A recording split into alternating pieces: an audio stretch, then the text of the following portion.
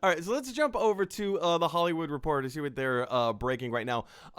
This came out last night. This is from the Hollywood Reporter. Cineworld, who is the owner of Regal. Cineworld is a European-based theater chain, but Regal falls under the Cineworld umbrella. They have officially come out and said they're suspending all U.S. and U.K. operations, and this comes as a huge blow in the film world, because hey, if we don't have movie theaters to show movies, how are movies even going to be made? And it begs the question of the longevity of theaters.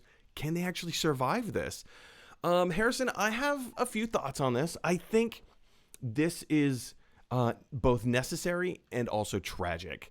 This is a lose-lose situation for everybody around. It's a lose-lose for the studios, it's a lose-lose for the exhibitors, and it's a lose-lose for the fans, because we also, I mean, yes, like, jobs are being affected. It's also lose for every sitcom character that has to fake yawn in order to put his arm around the girl at a scary movie.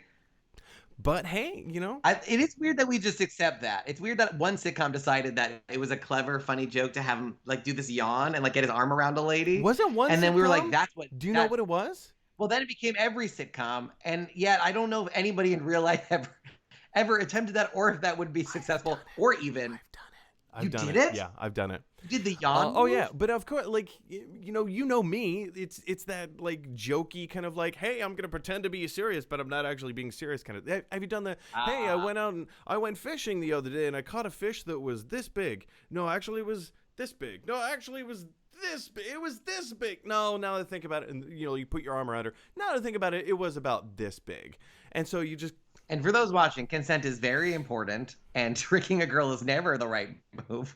But yeah, in the sitcoms, this was okay. I don't know who the yawn. It's true. So also, if you ever, I've gone on dates to movies, and I have put my arm around a lady with consent, of course, very important. I didn't just, but it's never comfortable. Usually there's like a 5-minute thing where like, I've done it. This is kind of nice. And then your arm goes dead, and you also want to be able to hold the popcorn and your drink at the same time. You can't do that with just one arm. And now you have to figure out, like, am I just going to leave it here forever? Is she going to think? Then you also want to time it to the movie, because you don't want like a sexy scene to come on, and that's when you take your arm away, as if to say like, oh no, that's better. So like you have to worry about when the arm is going to come back. And then by that point, your arm is dead. Your arm, you just can't, you have no feeling in any part of it. There's tinglings in the fingers, and it's all over. So all of that being said, how is Regal Cinema going to bounce back from this? Again, I think it's one of those things where there's not really much of a choice. Like, they thought the James Bond movie might be coming out, and so I think they were anticipating being able to at least show that. And one of the quotes that I read in one of those articles was like, if you're a grocery store, you need vegetables and you need food to sell. True. And if you don't have movies, there's no reason to open a movie theater if there are no movies to show.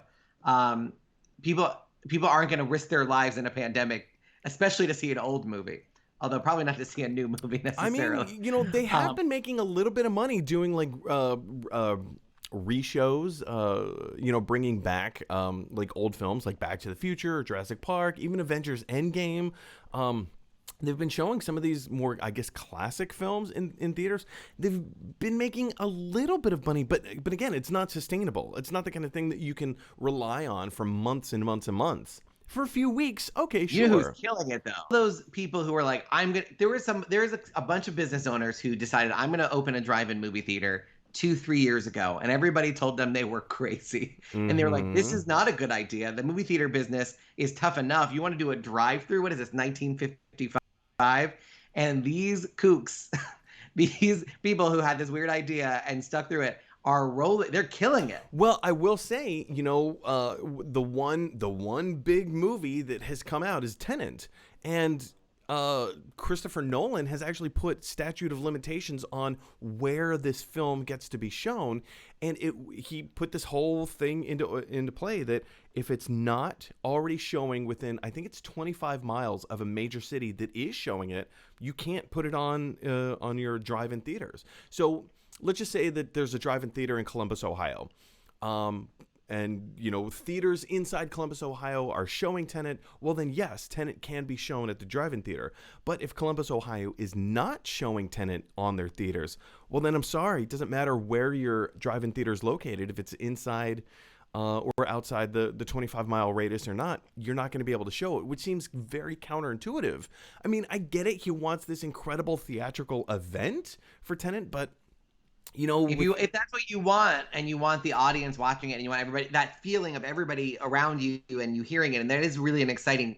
That's one of the most fun things about a movie, like watching Avengers Endgame when it came out, at midnight, and hearing all the fans and the cheering, and it's just like a very exciting thing. It is, yeah. If that's what you want, then maybe do what James Bond did and push it, push it till we can do that again. I'm sorry, I don't know what you're talking about because I haven't seen the movie. I got to see it in the comfort of my own home, and man, what a delight! I mean, the fact is, even if you didn't know the title, you would know it because it's in the song, and that was clever. I thought that was clever. No Time to Die.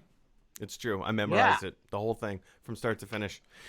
Anyway, guys, question. I think your Billie Eilish impression needs more whispering. She really loves to whisper. No time to die. Yeah, that's perfect. Was that better? Was that better? Thank you. That was great. Anyway, guys, question for you is, how do you think Cineworld shutting down in both the United States and across the UK is going to affect, the cinemas? Is this a safety preventative measure? Do you think they're going to be okay in like 6 or 7 months, or do you think this is going to come back to bite them in the butt? Jump down to the comment section below and let us know your thoughts. Hey everyone, thanks for watching. If you like this video, click like. If you really like this video, click subscribe. And if you really, really like this video, click share. Because that is exactly what this dinosaur would want you to do. Rawr, rawr, rawr.